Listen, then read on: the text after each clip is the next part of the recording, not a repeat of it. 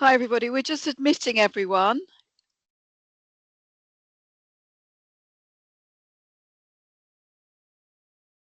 Yeah, okay. Jana, is that everybody admitted from the lobby? Yeah, fantastic. Okay, so let's get going. So welcome everybody to the first in our series about engaging in research for this year, for 2025. Today's seminar or webinar is going to focus on demystifying research. So I'm just going to move to the next slide just so you can see what's coming up and what we're going to be doing in this hour. So to begin with, we're going to do some welcome and introductions. So I'll introduce myself first to say my name is Catherine Evans. I'm a clinical academic in palliative care and nursing. I work as a professor of palliative care in King's College London, and I'm an honorary nurse consultant in Sussex Community Trust. I'm also one of the deputy directors for the King's Clinical Academic Training Office, who are running and hosting this webinar today. So I'm just going to very quickly ask my colleagues who've joined me just to introduce themselves as well. So Sam, do you want to go first?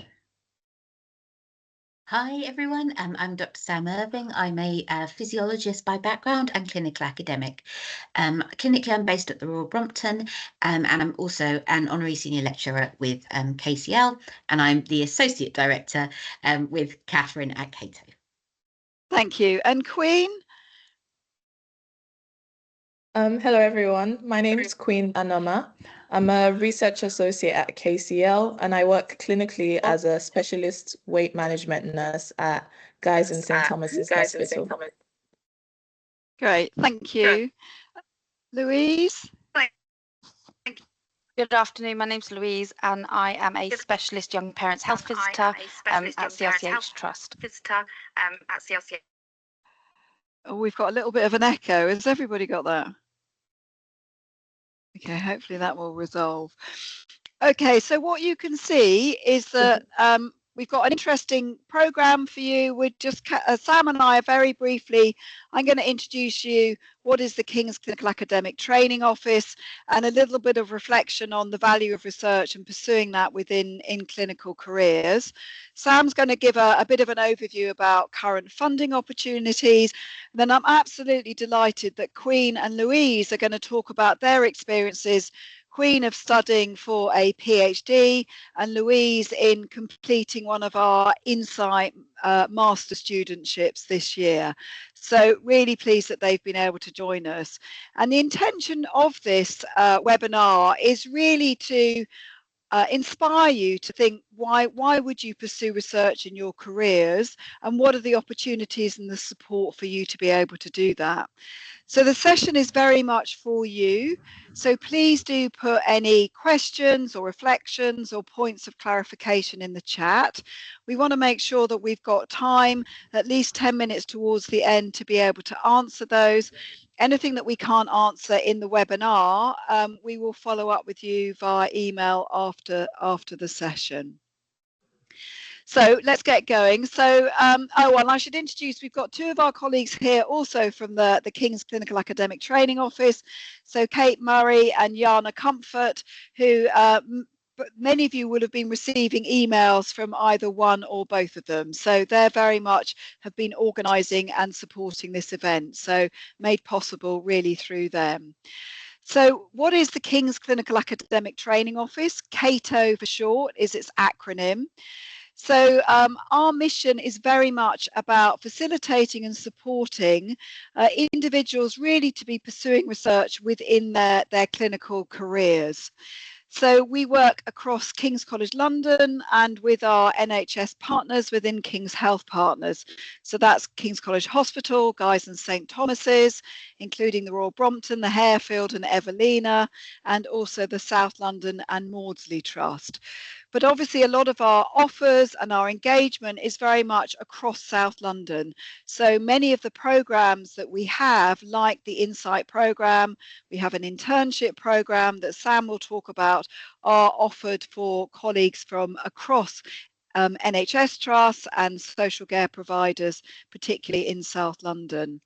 And KCATO is very much pan-professional, so we are supporting all disciplines in health and in social care, so nurses, midwives, professions allied to medicine, as well as medical and dental colleagues as well. This session is focusing particularly around supporting the nurses and the midwives and the professions allied to healthcare to be pursuing research within their clinical careers. Next slide. And this is how we try and achieve that. We have 4 strategic priorities that you can see on this slide. So very much about championing clinical academic careers. So particularly individuals, colleagues like Louise and Queen who've joined us today, opportunity to be promoting individuals pursuing research within their careers. We're very focused on capacity building, and particularly for the nursing, midwifery and professions allied to healthcare workforce, who are typically underrepresented in research within health and social care. We work very much to deliver and promote bespoke career development opportunities like this webinar we're providing today. And maybe most importantly, that KCATO forms a central visible point of contact. So we'll share at the end what that looks like, our SharePoint page that is available to everybody.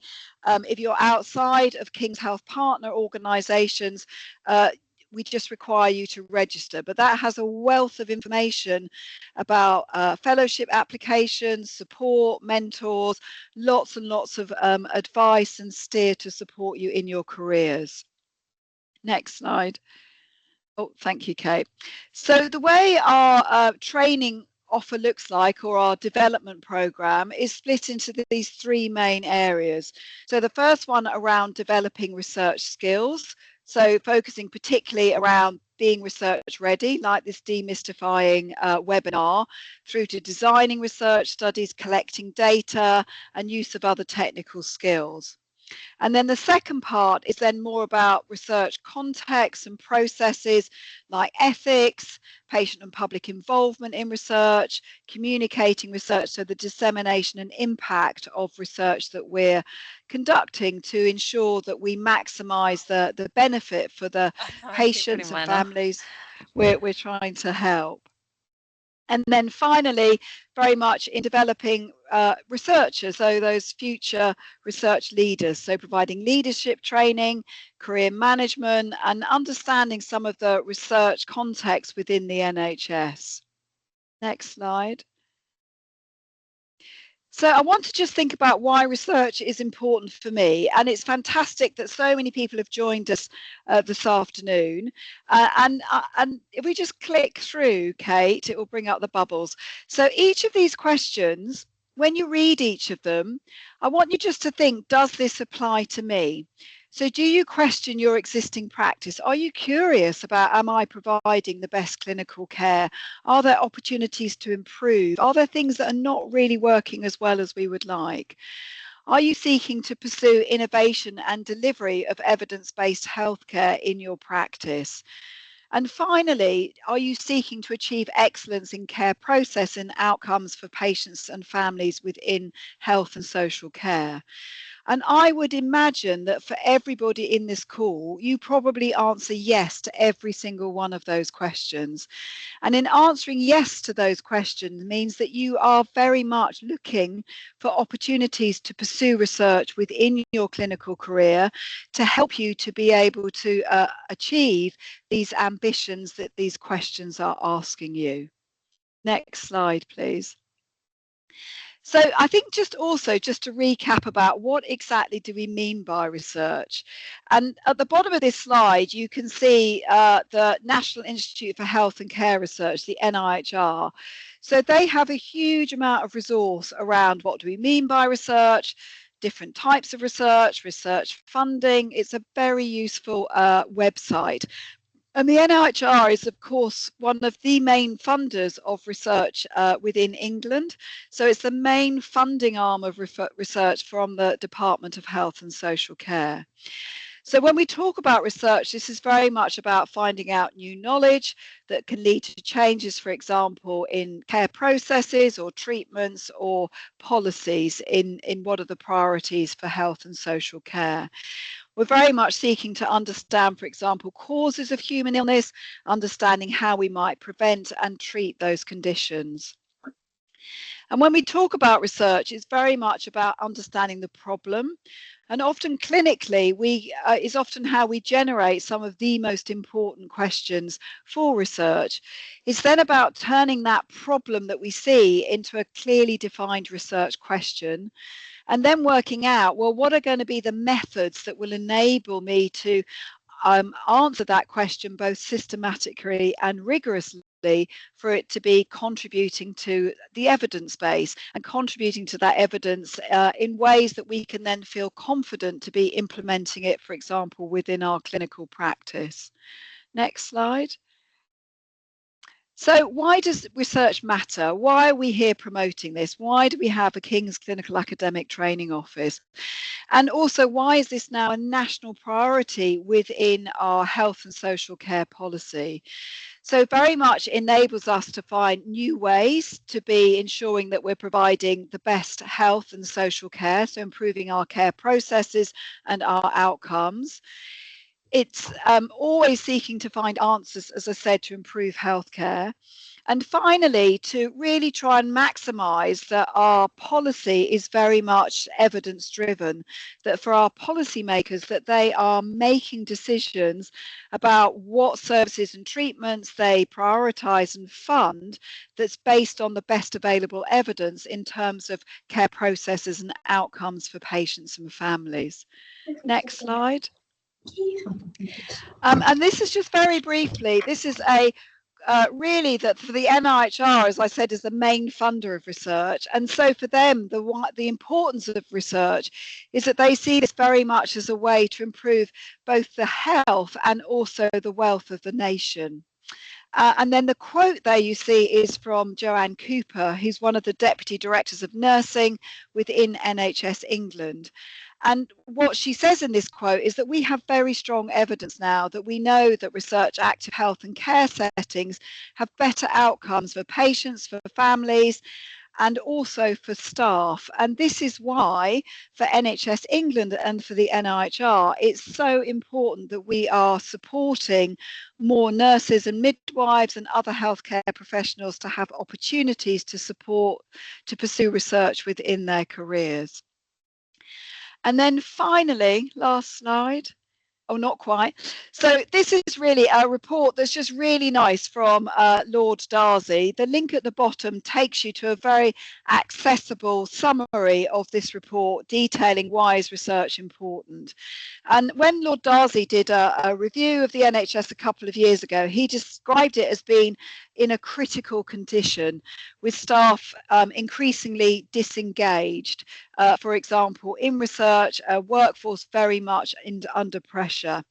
And what he concluded from that was that engaging in research was a way for our workforce to be improving job satisfaction and morale, and also reducing burnout. So advocating pursuing research and careers is not only about the benefit that we know that it can bring for processes and outcomes for patients, but it's also about improving the well-being, so the health and well-being of our workforce as well.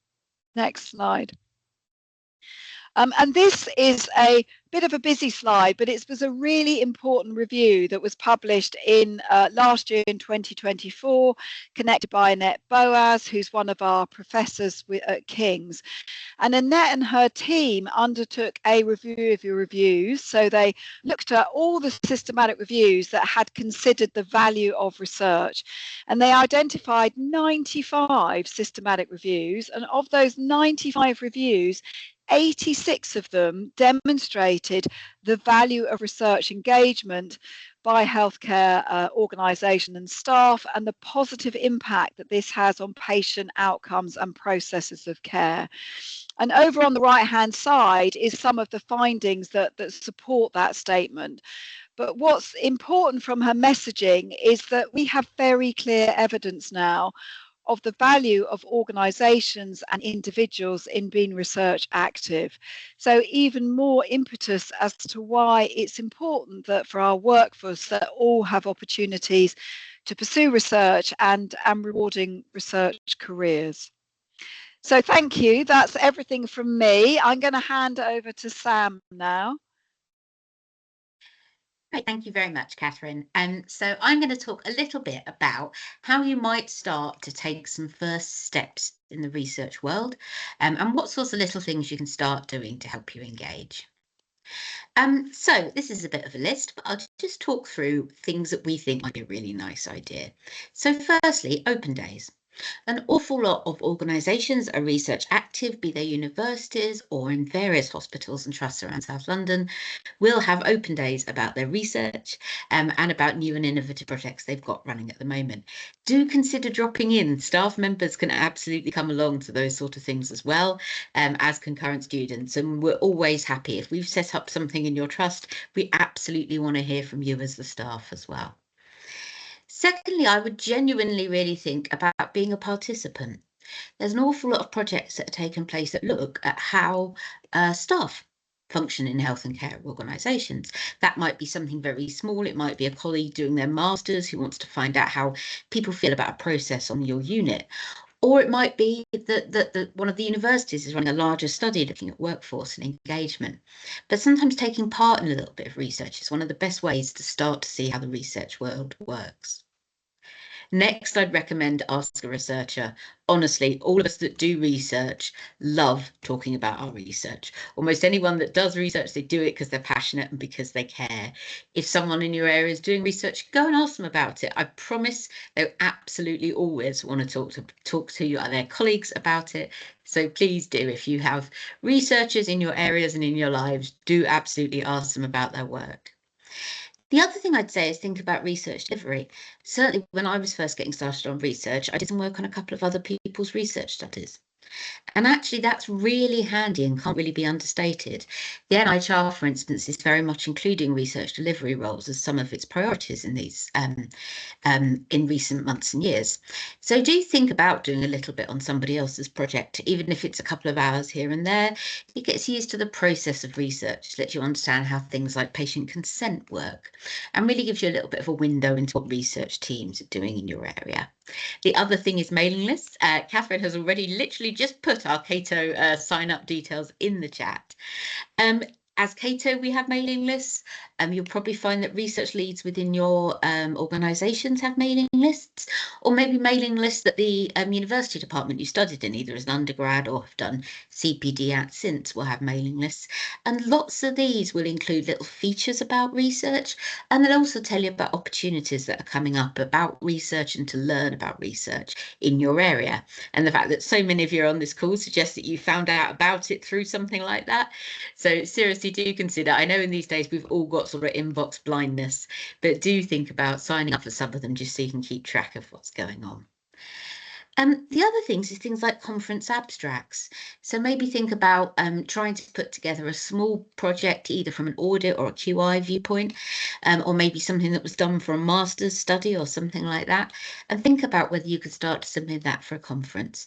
Even if you know you're not really at a place where you can start to be thinking about writing research papers, you'd be surprised how interested a lot of conferences are in these projects we conduct within our areas that make a real difference to our patients. So I would really urge you to think about that sort of thing.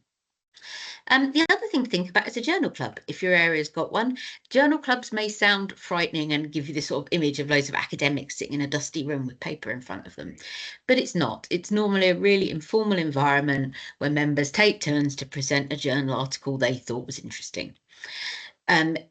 There's quite a few that exist in various areas, and if one doesn't, you could think about starting one in your area. There's several resources available for that online, and do let me know if you'd like to know about any more of them. But as I said, really good way just to sort of keep your toe in. Oh, there we go. Thank you, Kate. Just to keep your toe in about seeing what's going on in the research world without you having to read loads of research papers every month, because you can all take it in turns. And the other thing is consider an internship. There's quite a lot of schemes, and I'm going to cover one specifically that I'm involved in the next slide, that really are aimed to get researchers involved who are only really just at the beginning of their career and just starting to think of themselves as someone that's interested in research.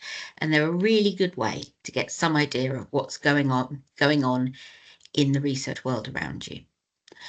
So to talk about one of those specifically, at the moment across South London, we have an NIHR internship opportunity for health and care professionals.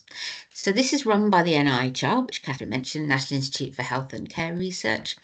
And though I'm one of the leads for our South London version, all areas of the country are covered in this. So if you're joining us from elsewhere in London or elsewhere in the country, there will be an health and care internship scheme running or about to set up in your area. So it's a national programme.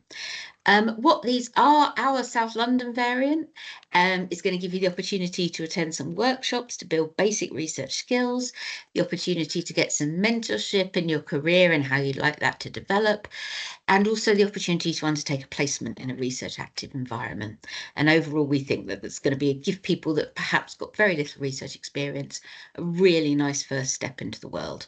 So there are the contact details there, and it's closing in a week and a bit as well for the South London one. Some of the other ones are a bit slower to start and they're still going to be open. But if you're in South London, do have a think about hours. Now, before I hand over to Queen, I'm just going to have a quick chat through the idea of the clinical academic career pipeline. Now, this looks like a horrendous, very busy slide with lots of words on. Do not worry, you do not have to read it all. I am very much focusing for this talk today in the left-hand side of the slide. As we said, the NIHR is a huge infrastructure. They are across England and they help to facilitate research across health and social care. They have an academy, which is where they hand people personal fellowships, such as the Insight scholarships that Catherine talked about, but also fellowships at pre-doctoral, doctoral and postdoctoral level. And there's also things like the incubators, there's research support services, all of which the NIHR fund to help you get yourself into research. Locally, at the very far left, there's the internship I've just spoken about. Within GSTT, we have an internal one and some other structures in our area do as well. And also we have the Insight scheme, which Catherine is one of the leads on, which is funded master's programs for health and care researchers. Also beyond that, you have pre-doctoral fellowships, and these are perhaps people that have already got a bit of research experience. The NIHR runs one of these. And also, as I said, this is where you can sort of come in for things via the Insight, but also we have some things in-house within KHP. So the Centre for Translational Medicine runs pre-doctoral fellowships. And also we have various courses within KCL and sections on MRESs that can help you prepare. As you can then see, the rest of the pipeline goes off to the right, which we don't need to worry about too much today. But what we really wanted this slide to do is give you the impression that there is a large and increasing infrastructure in South London to help health and care professionals get involved in research. Thank you. Fantastic. Thank you. Lovely. Shall we hand over to Queen now? Would you like to come in? Thank you. Thank you, Sam. That was really, really great. Thank you. Thank you, Sam. Hello, everyone. My name is Queen Anoma. I'm from the Department of Nutritional Sciences, where I work as a research associate at KCL. And at the same time, I work clinically as a research nurse and obesity specialist nurse at Guy's and St. Thomas's NHS Foundation Trust. So the focus of my presentation today is mainly around demystifying research and sharing a bit about what engaging in research has meant to me. Okay, so my initial interest in research started sort of around COVID. I was working clinically as a nurse in a brain injury unit and working in neurorehabilitation mainly. And I got to support, as part of my role as a staff nurse, the research nurses that were conducting studies post-COVID. And what I found is that I had an initial spark and interest in research from that, because I could see that they bridged the gap between patient care and applying research methodology. And it felt like a role really that was an intersection of all the things I was interested in, which was patient care, getting to engage in research, finding out more information. And I think for the first time, it kind of clicked to me that outside of working as a staff nurse, there were other opportunities in research that I could take. that could be tangible and viable for me. And I think my initial start point was, well, how do I then get in to do this? And how do I find out a lot more information on how to progress in a career in research? Okay, so following working 3 years as a neurorehabilitative nurse, I decided that I wanted to pursue a master's in public health and find out a bit about what areas of research specifically interested in me. So I did a master's in public health at Imperial part-time over 2 years. And that sort of broadened my perspective on population health. I was able to find out what elements of research in particular I enjoyed. And then over the 2 years, I developed an interest in non-communicable diseases and eventually went on to focus on weight management and obesity as my primary area of interest. So that leads me on to what I'm doing currently, which is I'm working as a PhD researcher in the Department of Nutritional Sciences, like I said. And my main focus is around cultural tailoring of weight management interventions for people of Black heritage. So I'm kind of sharing this journey to say that although it seems pretty sequential, moving on from nursing to doing public health to doing PhD research, at the starting point, I didn't know what direction I was going to go with it. And I just pursued the opportunities that came along and the chances to take on more learnings. And through that, I was able to, find out a lot more about what areas of research interest me, what do I want to do more, and what skills do I want to develop further. So I'm not necessarily saying that you have to take a pathway that follows this exactly, but it's always good to start out, like Sam said, finding out what you're interested in and looking at what opportunities are available to really see what you'd like to do within research. So I just want to reiterate that for me, from this, I learned that, research is a bridge and it works in a way that as a clinician, you connect between your patients and you're acting as a bridge for them to get a lot more improved and better care by engaging in the research that matters to them. And because you're working clinically, you have an idea of, all the difficulties that we're finding as healthcare professionals, the difficulties that your patients are having. And I think it's important that our voices are, heard within research because we can define quite a lot of the problems in a way that maybe non-clinical researchers might not be able to. So in terms of making it work and looking at the practical balance of actually doing all of this at the same time. So I did complete my master's part-time 2 years whilst I continued to work clinically. And what I did was I used my days off to sort of do my assignments and my lectures. And luckily for me, within where I was working at the time, they were quite flexible with how my shifts were organized. So I was able to attend some lectures, but because of COVID, thankfully, a lot of things were recorded. So I could go back to do some asynchronous learnings and watch videos and catch up with my work in that sort of way. So that made the balance of things a lot more feasible for me part-time. Okay.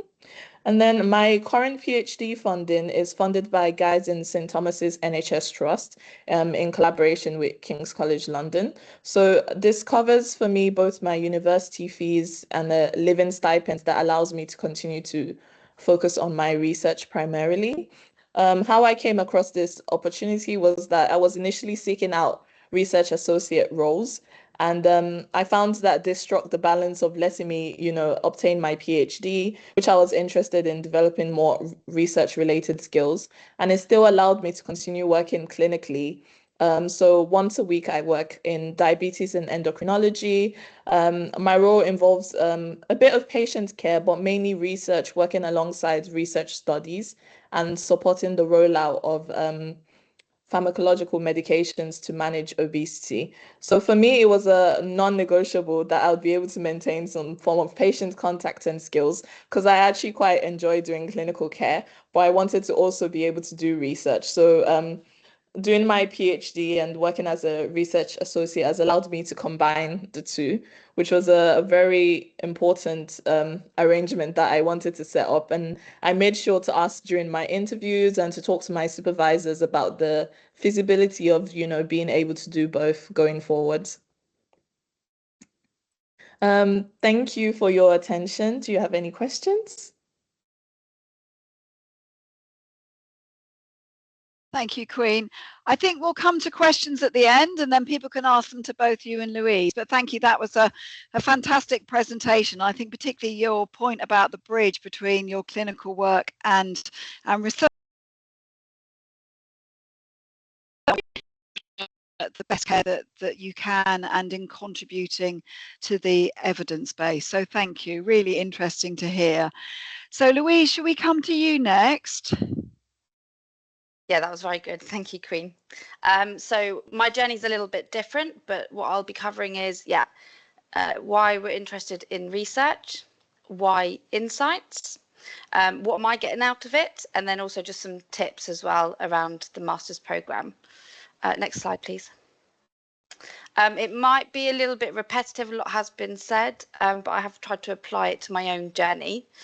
So a little bit of my background, I've been a paediatric nurse for 13 years. As a lot of nurses probably are aware, we do experience different areas and gain different skills and different experience in different, with mine it's PED, so hospitals, community-based, and you're always faced with questions. You always come with questions with why is this working, why is this not working? And I found I sat with those questions quite often rather than doing anything with them. I moved into health visiting 3-4 years ago, and then I specialised into working with young parents as their health visitor. An incredible role, but as you probably have guessed with young parents, there's a lot of untapped areas that require research, and being in this role, there's 2 of us that leads the service, so we are responsible for recognizing what's not working, what needs improvements, and again had a lot of questions as to what was working, what wasn't working, and how do I move forward with that.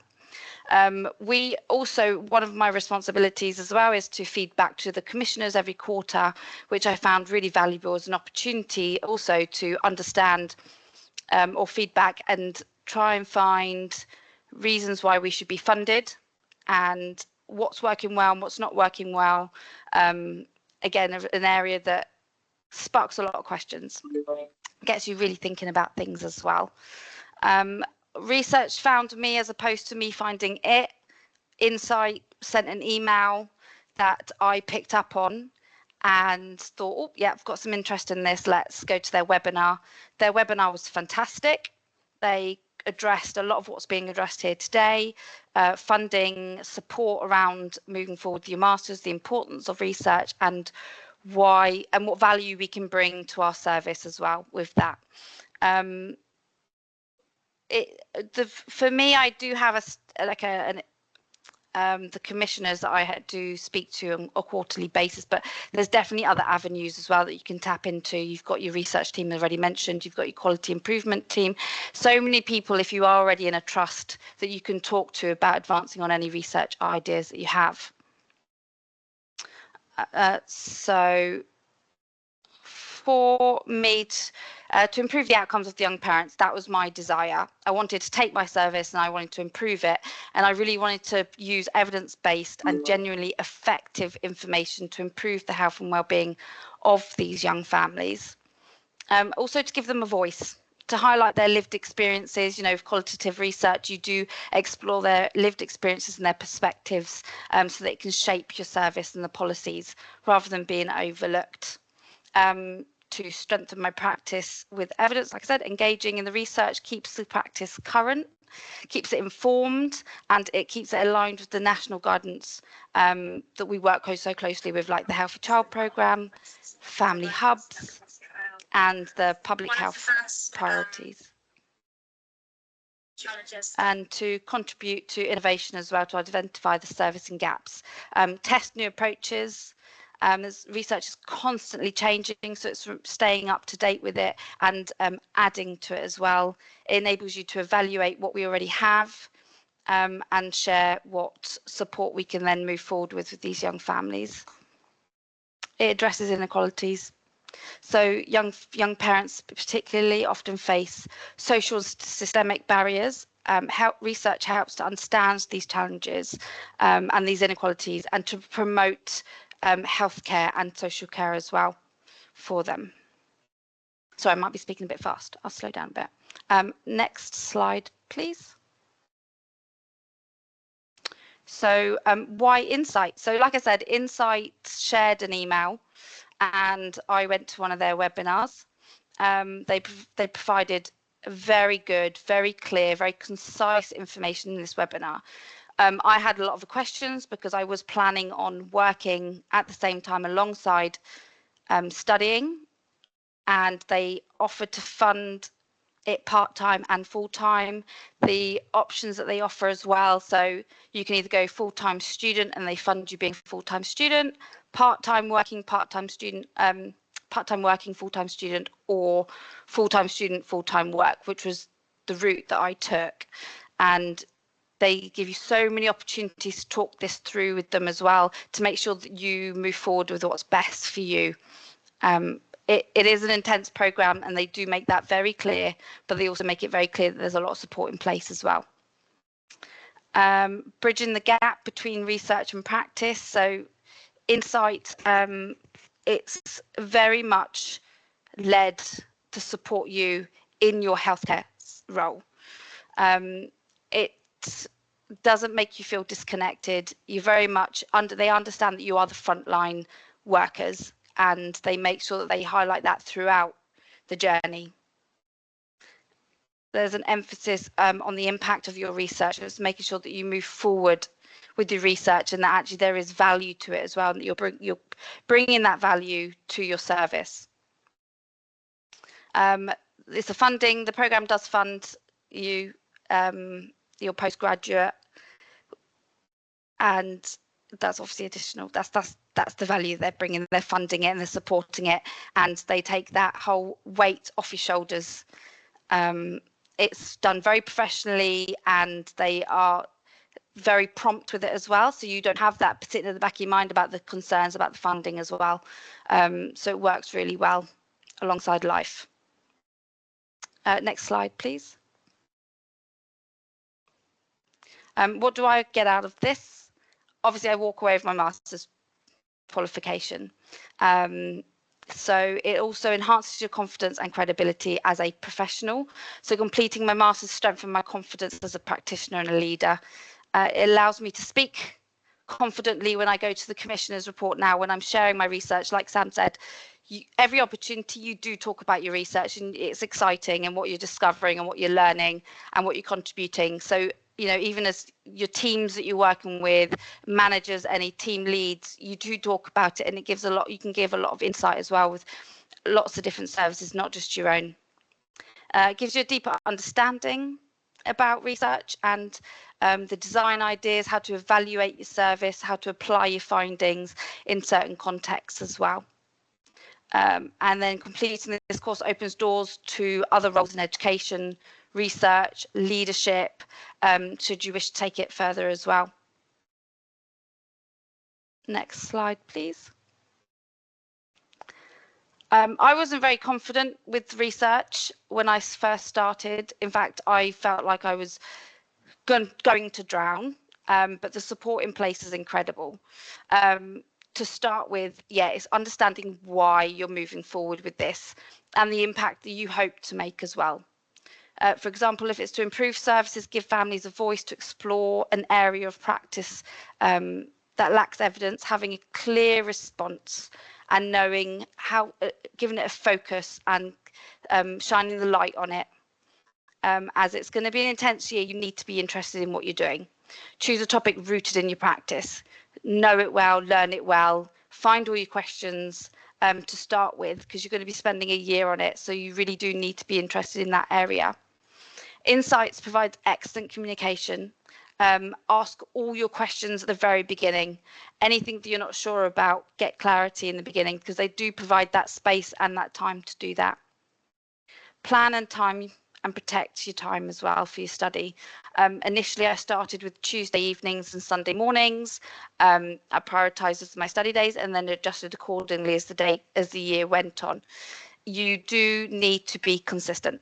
It's really important that you're consistent. If you take a week off, take 2 weeks off, that's balanced out elsewhere, and to start with consistency as well, because the year flies by. It really does.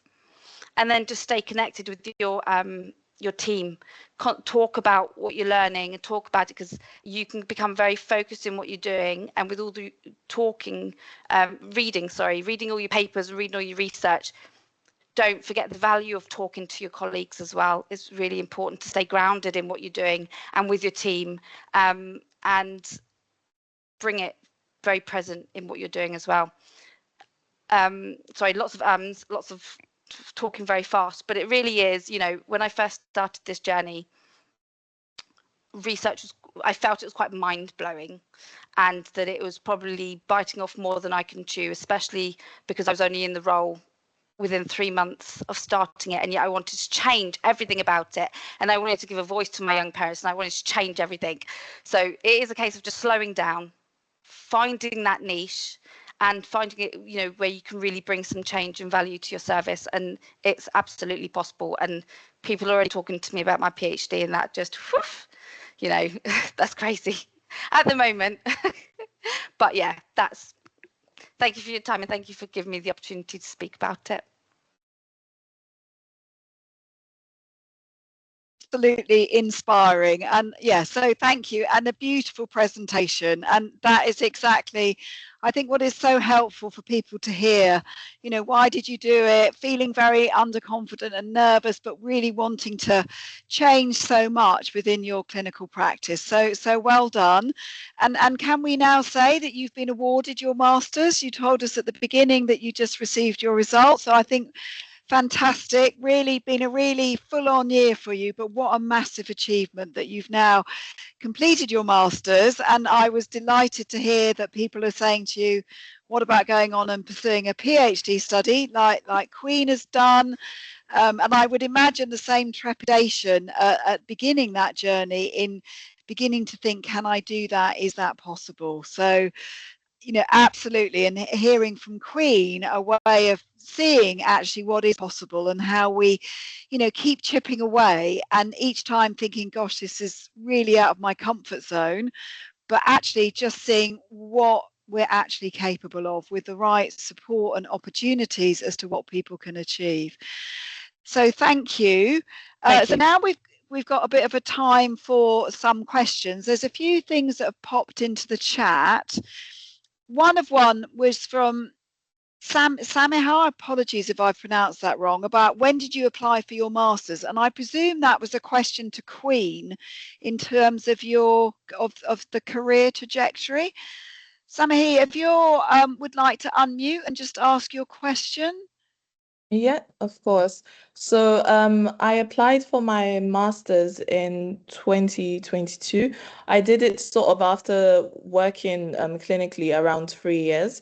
So what happened was that I saw a part-time master's for public health available at Imperial. And the main sort of attraction to me was that when I went to the open days and I talked to the lecturers, I explained a bit about my background, that I'd be working quite clinically. And if they thought that, given all the other responsibilities I had, I would be able to complete the course and still be able to participate in everything else, and do quite well with time.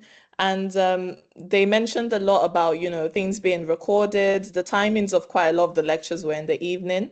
And I think it's because it was part-time. So a lot was given into how it was structured in a way that supported, because quite a lot of the people on my masters were clinicians themselves. So we had each other to lean on in terms of everyone had other external responsibilities and work that they were doing while pursuing this. So I hope that answers your question. Thank you, Queen. And Shami, did that answer your question? I don't know if you're still, if you'd like to pop your camera on. No. Okay, not to worry. Thank you. A really important question. And now shall we come down to Daniel Hui from Hertfordshire Partnership Trust. Daniel, are you on the call and you'd like to just put your camera on and ask your question? Hi, yeah, can you hear me okay? Yeah, that's great. Thank you. Okay, great. Thank you so much for the time today. Yeah, I had a question around supervisors. I appreciate that might only apply to some of the like training schemes or fellowships.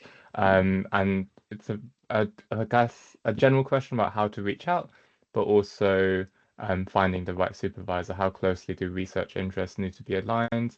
I read that, they are looking for supervisors that have a track record of supervising, but also, they need to be an expert in the topic area. Does that all need to come from a single person, or can you kind of assemble your own team, as it were, that complements each other? Really helpful question, and there's often something that people find very difficult in how do I connect with people, and who do I connect with. Maybe Queen, should we come back to you? How did you do this for your PhD? And then Louise, we could come to you for you as in your masters and your supervisors for your dissertation. But let's come to Queen first. No worries. Hello. So within the context of doing a PhD, I had an interest in obesity and weight management, and I was looking out for what research associate roles were being out for applying. And there was one specifically around pitching a PhD project that was focused on weight management specifically. So what I did was I got in contact with my supervisors who were advertising the role, and I sort of did a pitch, like a short presentation explaining what I'd like to do over my PhD, what my interest was, and what my focus was going to be on. And there was other people from my department also at that interview. So what that gives you is a chance within the structure of what their interest is to bring in what you'd like to do around that. So my PhD is very geared towards my own interests, but it's still within the specialization of my supervisors.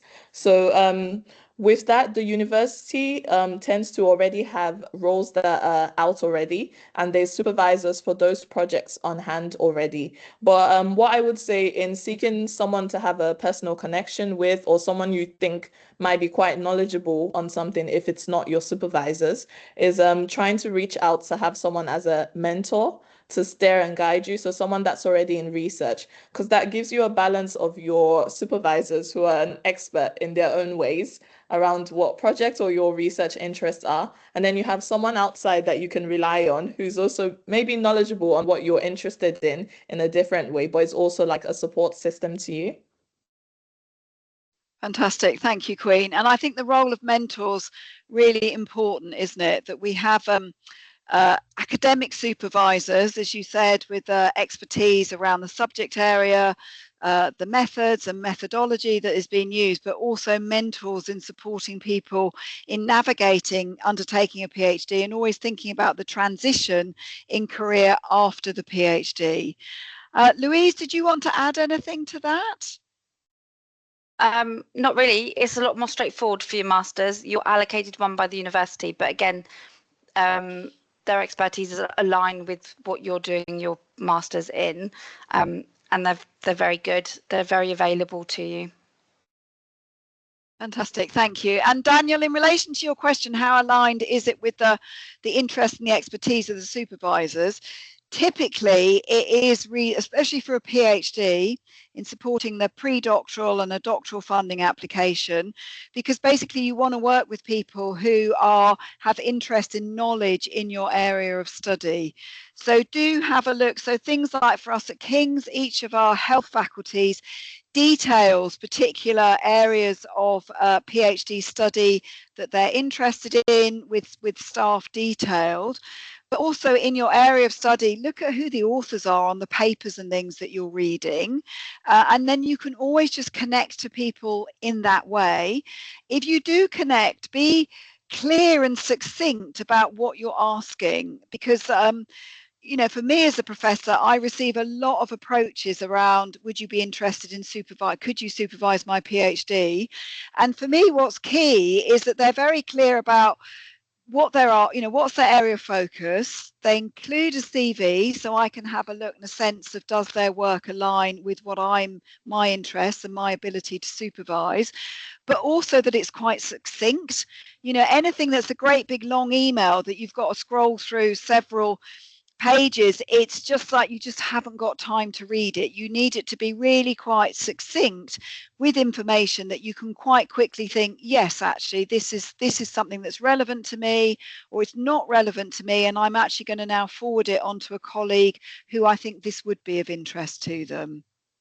But yes, it is very much about connecting, meeting, identifying, talking to others, to do those sorts of introductions. And then I can see that we've got a hand up. Would you like to unmute? I can't. Maryam, is that right? Would you like to unmute? I can see you've got your hand up. Did you have a question?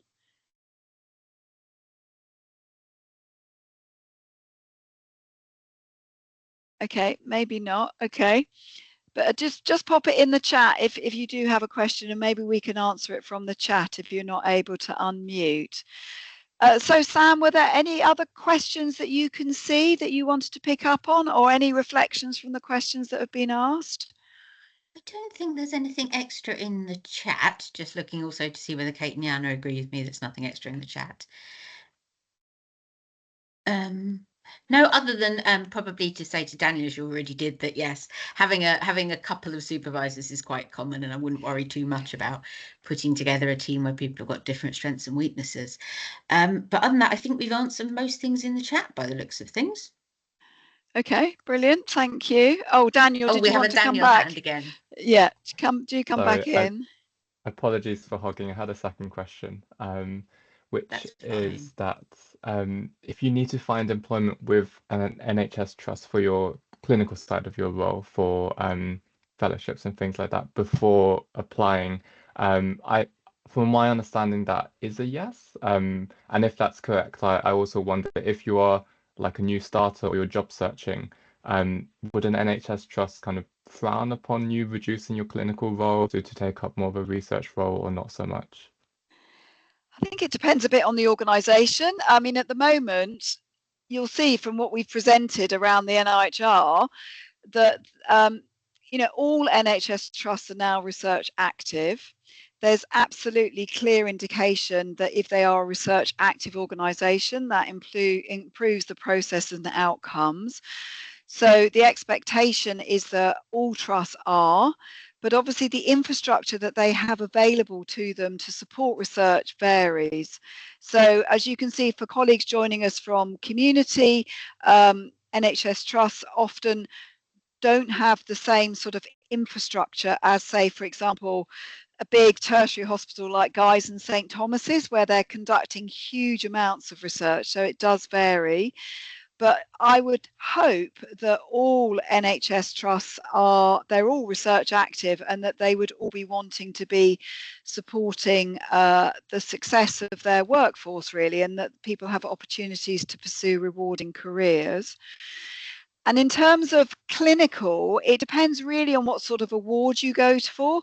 So if you're the PhDs now funded by the NIHR, they have different streams depending on your career, really. So they have a stream that is for individuals who are looking to pursue a career as a clinical academic, and like Queen was presenting, people are maintaining their clinical time, and that might be like Queen's doing a day a week. Sometimes people do that in blocks.